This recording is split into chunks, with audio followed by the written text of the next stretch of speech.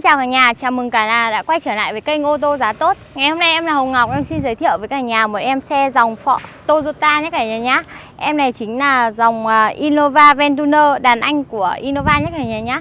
Thì em xe này đang là sản xuất 2019, xe tư nhân một chủ từ đầu. Thì đang mang biển thành phố. Thì bên em đã rút hồ sơ và hồ sơ cầm tay. Khi cả nhà muốn sang tên và biển tỉnh thì chỉ mất 1 ngày, và sang tên và biển Hà Nội cũng mất 1 ngày và không mất 20 triệu tiền biển nhé cả nhà nhé. Thì sau đây em xin giới thiệu kỹ hơn ở phần ngoại thất, nội thất và khoang máy cho cả nhà xem. Em xe này thì đang được sản xuất 2019, chạy 4 vạn rưỡi. Và bên em đang chào giá bán là 768 triệu. Giá có thương lượng thêm và mặc cả thêm tại cửa hàng.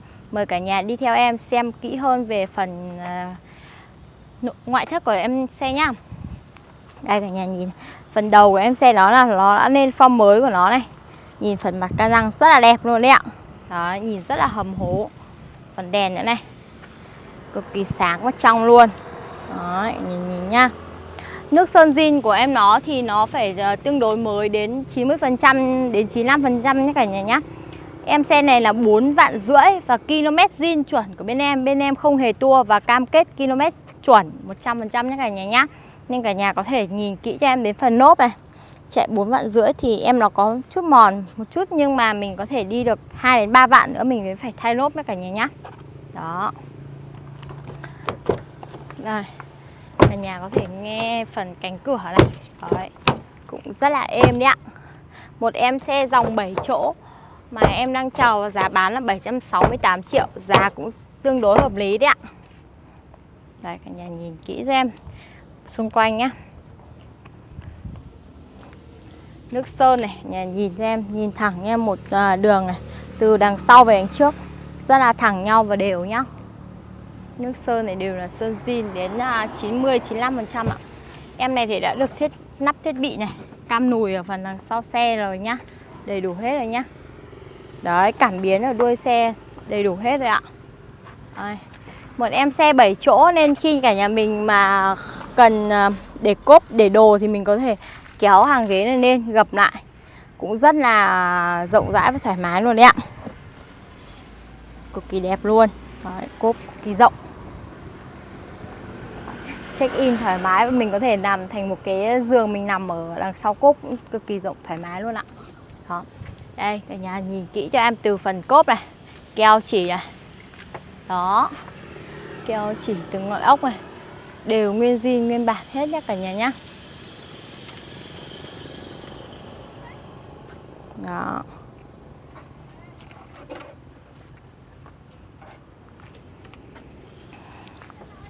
Cực kỳ rộng. Một em xe 2019 Ventuner nhé cả nhà nhá. Innova Ventuner, đàn anh của Innova đấy ạ. Đấy.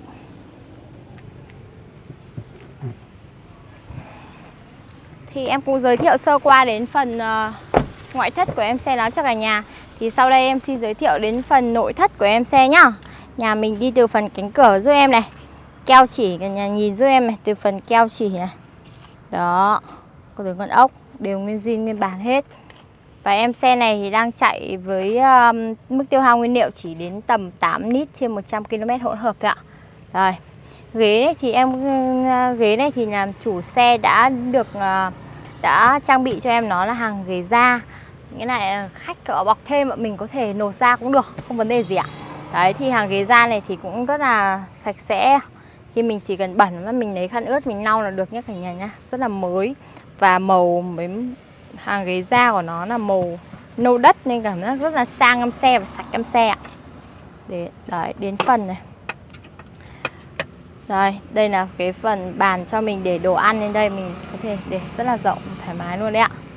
Đấy, đèn trần này, điều hòa này, rất là đầy đủ và chi tiết cho cả nhà xem. Một em xe rất là nhiều tiện nghi ở trong một cái ngôi nhà di động đấy ạ. Đó, nhà nghe phần cánh cửa nhá.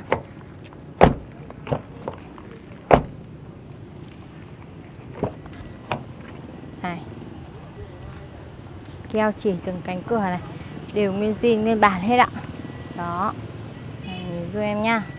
Từ các nút này, chủ xe đi được hơn 4 vạn. Đây là km zin chuẩn bên em nhé cả nhà nhé. Đấy, thì sau đây em giới thiệu kỹ hơn phần nội thất bên trong cho cả nhà xem.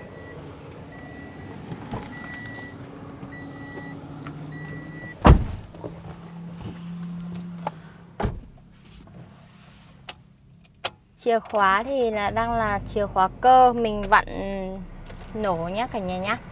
Đây, vô năng này, vô năng thì đã được đây bọc đây các nút trên vô năng này, đàm thoại rảnh tay này, tăng giảm âm lượng đầy đủ hết, gạt mưa, gạt kính, đèn pha tự động nhé cả nhà nhá. Đây, km zin chuẩn của bên mình đang hiện ở trên màn hình nhé cả nhà nhá, 4,5 vạn ạ. Đó. Đấy, cả nhà nhìn cho em. Phanh tay này, màn hình nha xe, và chủ xe cũng lắp thêm cam hành trình các cả nhà nhá, nên khi chủ xe cũ ạ, người ta đã lắp thêm cam hành trình để khi mình đi thì mình có thể quan sát và mình có thể lưu lại hành trình của mình đi được nhé cả nhà nhá. Rất là tiện nghi, tiện ích luôn. Đây, hàng ghế da là màu nâu nên là rất là sạch, cực kỳ sạch luôn. Khi cả nhà chỉ có vết bẩn một chút mình có thể cầm khăn ướt là mình lau là sạch ạ. Đây là ghế da này là khách người ta độ thêm và người ta bọc thêm cho hàng ghế bên trong người ta sạch sẽ và nhìn nó sang em xe hơn nhé cả nhà nhá. Đó, cả nhà quan sát em một vòng nữa. Thì sau đây em sẽ giới thiệu đến phần khoang máy cho cả nhà xem.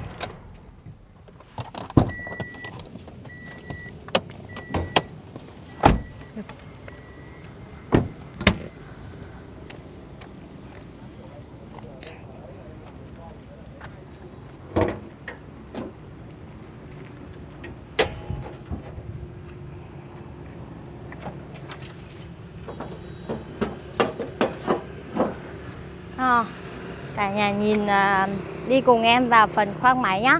Đây cả nhà nhìn cho em từ phần nắp capo này. Đấy, keo chỉ ở phần nắp capo và từng con ốc trên nắp capo này đều nguyên zin nguyên bản toàn bộ nhé cả nhà nhá. Đó, từ con ốc khóa chân máy này. Đấy, cho đến ốc nắp capo này đều nguyên zin nguyên bản, còn nguyên nước sơn của nhà sản xuất đấy ạ. Đó, nhìn cho em một vòng nhá. Nhìn kỹ cho em phần khi cả nhà đi mua xe thì cả nhà lưu ý cho em đến phần khoang máy của xe là phần cũng khá quan trọng, cực kỳ quan trọng đấy ạ. Đến phần nắp capo có ra hay không là mình sẽ phải những con ốc ở phần nắp capo mình sẽ phải xoáy ra nhá nhà nhá, hoặc là phần đuôi xe là những cái phần mà mình đâm đụng của mình phải thay đấy ạ. Đó, nhà nhìn giúp em cho đến các phần keo chỉ ở phần cánh cửa nữa. Mình đi xem xe mình lưu ý cho em những phần đấy ạ.